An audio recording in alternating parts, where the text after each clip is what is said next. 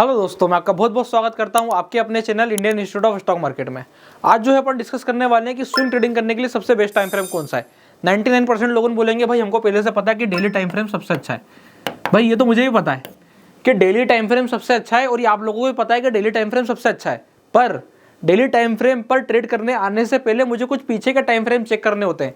अब आप बोलोगे कि वीकली चेक करने होते हैं। आज मैं आप लोगों को बहुत ही यूनिक कॉन्सेप्ट बताने वाला हूं कि अगर हम स्विंग ट्रेडिंग कर रहे हैं और अगर हम इस वाले टाइम फ्रेम का इस्तेमाल कर लेंगे तो अल्टीमेटली हम हमारी विनिंग प्रोबेबिलिटी को बढ़ा लेंगे कि क्या ये स्टॉक इस वक्त सही जगह पर मिल रहा है जिसमें मैं स्विंग ट्रेडिंग करने जा रहा हूं।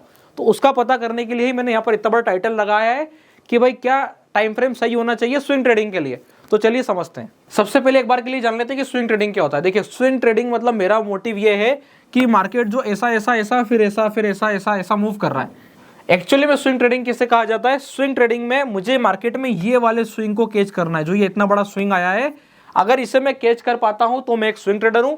इस वाले मोमेंटम को मैं एंटर करता हूं और अगर सही समय पे एग्जिट नहीं करता हूं तो मेरे स्टॉप लॉसेस हिट होते हैं, तो मैं स्विंग ट्रेडर हूं कि भाई अगली रैली के लिए मैं जा रहा था। जैसे यहां पर मैं फिर से गया तो अब की बार क्या हुआ, रैली चल गई, काम हो गया। तो ये चीज का अपने को ध्यान रखना है। अगर इस प्रकार के ट्रेड्स अपन लेते हैं जहां पे हम ऐसे में स्टॉप लॉसेस देने को तैयार होते हैं और ऐसे में हम स्विंग पकड़ने को तैयार होते हैं, तो हम क्या कहलाते हैं भाई? स्विंग ट्रेडर कहलाते हैं। अब क्या स्विंग ट्रेडर करने का फायदा क्या है भाई? एक तरफ हम बात करते हैं इंट्राडे में ऑप्शंस करने की, एक तरफ हम बात करते हैं ऑप्शन की स्ट्रेटेजीज की। तो एकदम से स्विंग ट्रेडिंग की आवश्यकता क्यों आती है भाई? ऑप्शन ट्रेडिंग वही व्यक्ति कर सकता है जो दिन भर मार्केट के सामने बैठ सकता हो। इसके अलावा अगर आप बोलोगे कि मैं एल्गो ट्रेडर हूं, मैं पोजिशनल ट्रेडर हूं और मैं ऑप्शंस को पोजिशनल ट्रेड कर लेता हूं, एक बार जरा खुद से पूछिएगा आप दिन भर में कितनी बार अपना फोन खोल करके चेक करते हैं कि मेरे ऑप्शंस की पोजीशन क्या चल रही है।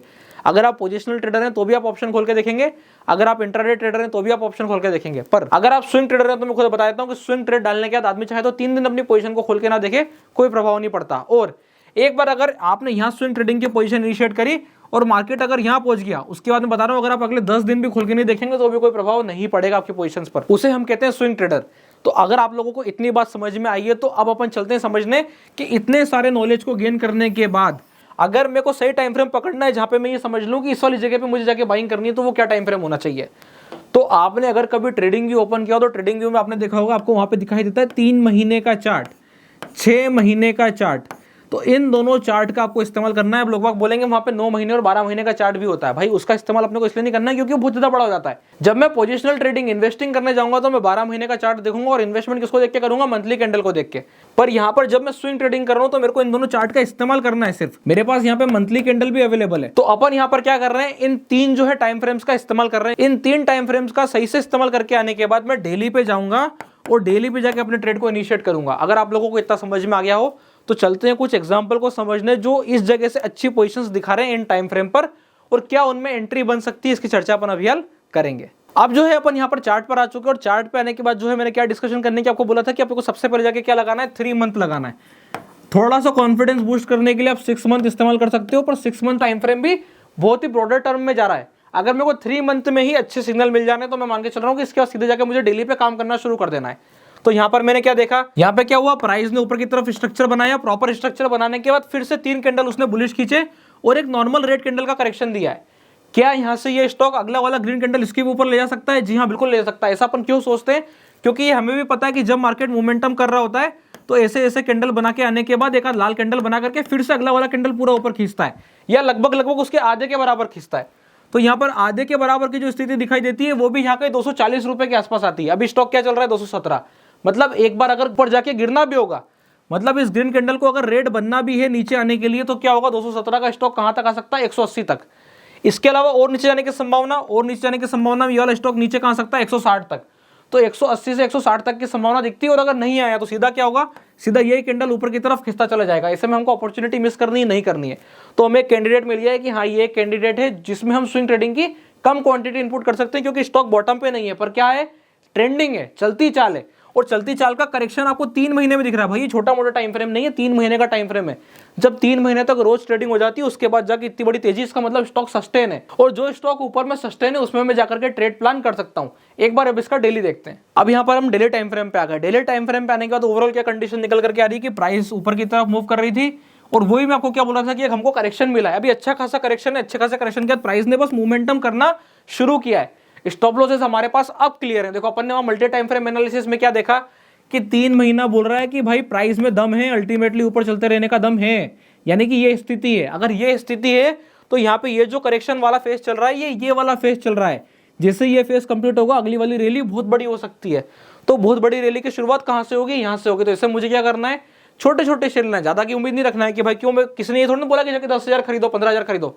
अरे टेस्टिंग करनी है, 2 लेके देखो, 5 लेके देखो, 10 लेके देखो, आपको ऑटोमेटिक स्विंग ट्रेडिंग की पावर समझ में आएगी कि भाई जब 220 रुपए का स्टॉक 280 दिखेगा, आपको ये दिखेगा अरे यार मैंने तो मात्र 5,000 रुपए डाले थे, मैंने तो मात्र 10,000 रुपए डाले थे, 10,000 रुपए पे 2,000 रुपए बन रहे हैं, 10,000 रुपए पे 3,000 रुपए बन रहे हैं। तो आपको क्या दिखेगा कि यहाँ पर आपको 10,000 से जो है 2,000 रुपए बनते नजर आएंगे।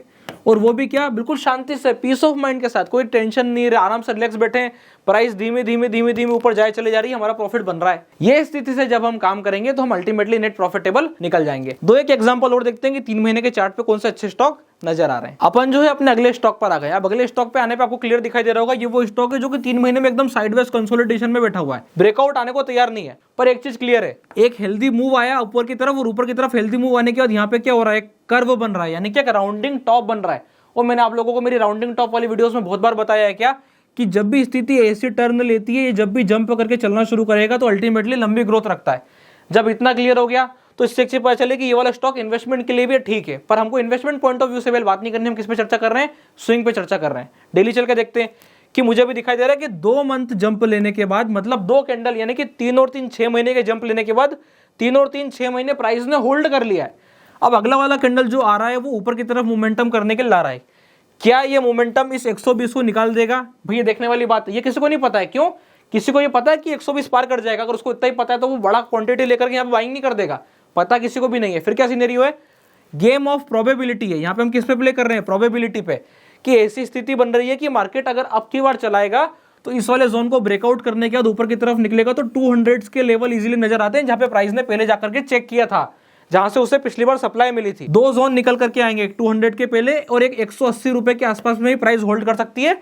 अगर प्राइस को और नए जोन में जाना होगा तो प्राइस क्या करेगी, 180 के आसपास आने के बाद होल्ड करके और फिर सीधा ऊपर की तरफ निकल जाएगी। तो ये स्थिति इस वाली जगह पे यहाँ पर बन रही है। अब डेली पे चलते हैं। भाई हम प्लानिंग कहाँ पे कर रहे हैं, 200 और 240 जाने की। अब मुझे क्लियर हो गया कि स्टॉक बहुत बढ़िया है, बोले बहुत अच्छी बात है, पर इंपॉर्टेंट पॉइंट क्या है, यहाँ से मेरे स्टॉप लॉसेस क्लियर होना चाहिए। तो एक बार स्टॉप लॉस देखते हैं। अब यहाँ पे भी मैंने क्या कहा था कि मुझे एक अच्छा करेक्शन मिलना चाहिए, तो प्राइस ने एक अच्छा खासा करेक्शन दे दिया है। अच्छा खासा करेक्शन देने के बाद अब क्या हुआ, प्राइस ने होल्ड करा, और होल्ड करने के बाद उसने मल्टी कंसोलिडेशन जो बार्स थे, जो मल्टी कंसोलिडेशन विक बनी हुई थी, बहुत सारी डोजेस थी, उसका ब्रेकआउट किया, और उसका ब्रेकआउट करने के बाद प्राइस अभी ऊपर में सस्टेन है। इसका मतलब यहाँ से 2 स्टॉप लॉसेस निकल करके आते हैं। एक वो जो बहुत ही कम रिस्क लेना चाहते हैं, जिनको डर लगता है कि मैं कोई स्टॉक में फंस ना जाऊं, वो अपना स्टॉप लॉस कहाँ पे प्लान करेंगे भाई, 100 रुपए के आसपास, 100 रुपए के नीचे, 95 रुपीज के आसपास। और अल्टीमेटली अगर हम स्विंग ट्रेडर हैं तो हमने क्या करा, सही टाइम फ्रेम आइडेंटिफाई किया, सही स्टॉप लॉस आइडेंटिफाई किया, एंट्री करी, उसके बाद प्राइस को आराम से चलने का वेट करा। अब ये क्या है, ये एक लर्निंग पर्सपेक्टिव से अपना डिस्कशन है। अब आप सोच रहे हो कि भाई यहाँ पे जाकर के 1000 क्वांटिटी खरीद के प्रॉफिट बनाया जा सकता है, भाई हमारा मोटिव है ही नहीं। हम मैं चाहता हूं कि 2 स्टॉक को छोड़ करके आप जाके अपनी तरफ से ऐसे स्टॉक ढूंढे जो कि 3 महीने और 6 महीने में अच्छे से वर्क कर रहे हैं, और वो स्टॉक आप नीचे कमेंट बॉक्स में डाल दीजिएगा कि देखो ये स्टॉक्स भी हैं, ये स्टॉक्स भी हैं, तो जाके मजा आएगा। देखी दिखाई और बनी बनाई चीजों पे इतना मजा नहीं आता जितना खुद से ढूंढ करके स्टॉक ढूंढना, और वो स्टॉक जब ऐसा चलता है तो ज्यादा मजा आता है। तो वो चीज ढूंढने का प्रयास कीजिएगा। ये स्टॉक जैसे मैंने खुद ढूंढने वैसे आप ढूंढिएगा कि कौन से स्टॉक्स में से सेम पोटेंशियल नजर आता है। अगर आपको वीडियो पसंद आ गया तो आपको फटाक से कुछ भी नहीं करना है, चैनल को सब्सक्राइब कर लेना है, वीडियो को लाइक कर देना है। और अगर आपने अभी तक अपना डीमेट अकाउंट नहीं खुलवाया तो डिस्क्रिप्शन के नीचे लिंक मिल जाएगा, आप जाके अपना डीमेट अकाउंट ओपन करा सकते हैं। तब तक के लिए बहुत बहुत धन्यवाद।